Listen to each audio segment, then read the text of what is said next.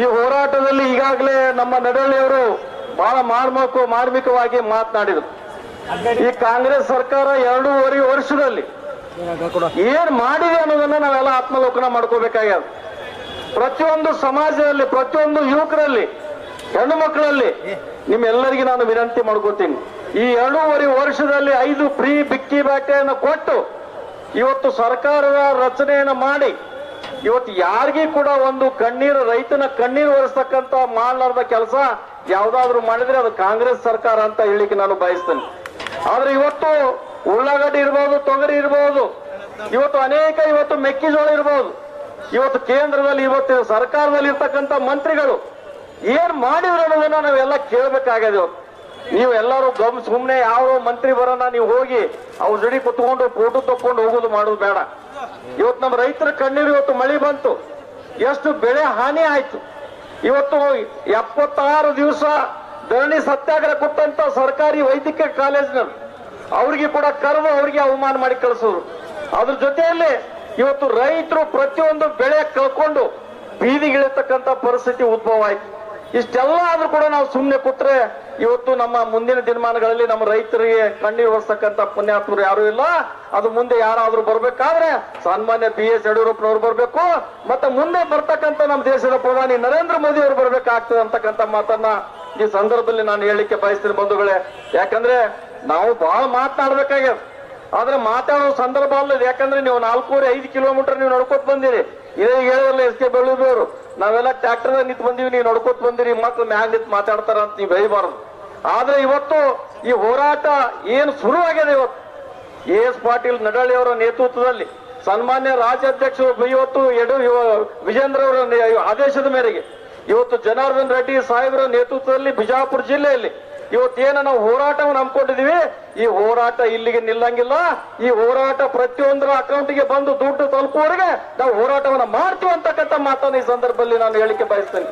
ಆ ದಿಶೆಯಲ್ಲಿ ಇವತ್ತು ಹೋರಾಟದಲ್ಲಿ ಪಾಲ್ಗೊಂಡು ಇವತ್ತು ಇಲ್ಲಿವರೆಗೆ ಬಂದಂತ ತಮ್ಮೆಲ್ಲರಿಗೆ, ತಾಯಂದ್ರಿಗೆ, ಯುವಕರಿಗೆ, ಹಿರಿಯರಿಗೆ, ತಮ್ಮೆಲ್ಲರಿಗೆ ವಂದಿಸಿ ನಾನು ಒಂದೆರಡು ಮಾತುಗಳಿಗೆ ವಿರಾಮ ಹೇಳ್ತೀನಿ.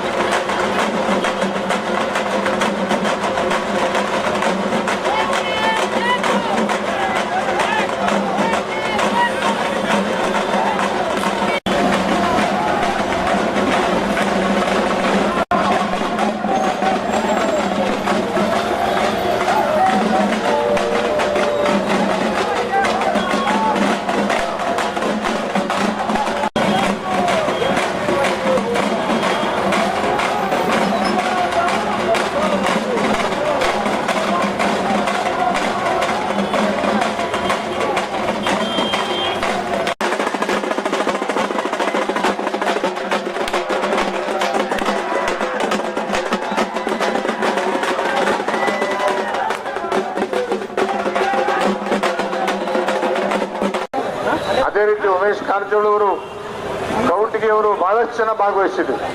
ಕೊನೆ ಹಳ್ಳಿಯಿಂದ ಹಿಡ್ಕೊಂಡು ಈ ವಿಜಯಪುರ ಜಿಲ್ಲೆಯ 650 ಹಳ್ಳಿಗಳಲ್ಲಿ ರೈತರ ಹೋರಾಟವನ್ನ ರೂಪಿಸ್ತೇವೆ. ಇದು ಗಮನದಲ್ಲಿರಲಿ. ಆದಷ್ಟು ಬೇಗ ಜಿಲ್ಲಾಧಿಕಾರಿಗಳು ವಿಶೇಷವಾಗಿ ಇವತ್ತು ನಾವೆಲ್ಲ ಹೋರಾಟಕ್ಕೆ ಪೊಲೀಸ್ ಇಲಾಖೆ ಅಧಿಕಾರಿಗಳು ಸಹಕಾರ ಕೊಟ್ಟಿದ್ದಾರೆ. ಅವ್ರಿಗೆಲ್ಲರಿಗೂ ಕೂಡ ಹೀಗಾಗಿ ಈ ಹೋರಾಟ ಅತ್ಯಂತ ಯಶಸ್ವಿ ಆಗಲಿಕ್ಕೆ ಅವರು ಕೂಡ ನಮ್ಗೆ ಸಹಕಾರ ಕೊಟ್ಟಿದ್ದಾರೆ. ಅವರಿಗೂ ಅಭಿನಂದನೆಗಳು. ಅದೇ ರೀತಿ DC ಸಾಹೇಬರು ಇಲ್ಲಿ ಬಂದು ತೊಗರಿ ಬೆಳೆ 7,50,000 ಹೆಕ್ಟೇರ್ ಪ್ರದೇಶ ಹಾಳಾಗಿದೆ. 7,50,000 ಹೆಕ್ಟೇರ್ ಪ್ರದೇಶ ಹಾಳಾಗೈತೆ. ಅದೆಲ್ಲದಕ್ಕೂ ಕೂಡ ಕೇಂದ್ರ ಸರ್ಕಾರದ NDRF SDRF ಏನ್ ಕೊಡ್ತೈತಲ್ಲ ಸಾಹೇಬ್ರ, ಅದ್ರ ಜೊತೆಗೆ ಸಿದ್ದರಾಮಯ್ಯನ ಸರ್ಕಾರ ಜನರ ತೆರಿಗೆ ಹಣದಿಂದ ಎಕರೆಗೆ 20,000 ರೂಪಾಯಿ ಹೆಚ್ಚುವರಿ ಪರಿಹಾರ ಕೊಡ್ಲೇಬೇಕು. ಅಲ್ಲಿವರೆಗೆ ನಮ್ಮ ಹೋರಾಟ ಮುಂದುವರಿತದೆ ಅಂತಕ್ಕಂಥದ್ದನ್ನು ಹೇಳಲಿಕ್ಕೆ ಬಯಸ್ತೇವೆ. ದಯಮಾಡಿ ಇಲ್ಲ ನಾವೇ ಅಲ್ಲಿ ಹೋಗೋಣ ಅಂದ್ರೆ ಅಲ್ಲೇ ಹೋಗು ಬರ್ತಾರ. ಒಂದೇ ನಿಮಿಷ ದಯಮಾಡಿ ಇಲ್ಲಿ ಕೇಳಿ. ಈ ಸರ್ಕಾರ ಯಾವ ಸರ್ಕಾರ? ಸರ್ಕಾರ ಅಂತೆ ಸರ್ಕಾರ, ಸರ್ಕಾರ ಅಂತೆ ಸರ್ಕಾರ, ಸರ್ಕಾರ ಅಂತೆ ಸರ್ಕಾರ, ಮರ್ಡರ್ ಅಂತೆ ಮರ್ಡರ್, CM ಇಂದ ಮರ್ಡರ್, ಸರ್ಕಾರ ಅಂತೆ ಸರ್ಕಾರ.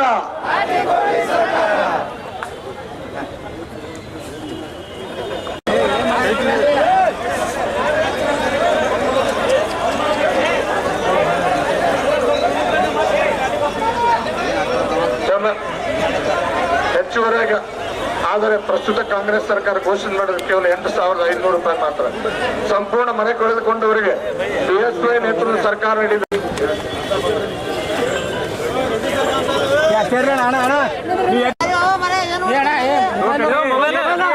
ಮೊಬೈಲ್ ಹಿಂದ್ ಬರ್ರಿ, ನಾವು ಮುಂದೆ ಬರ್ತೀವಿ ನೋಡಿ. ಇಲ್ಲಕಂದ್ರೆ ನೀ ಕೈ ಮಾಡಬೇಡ ಸರ್.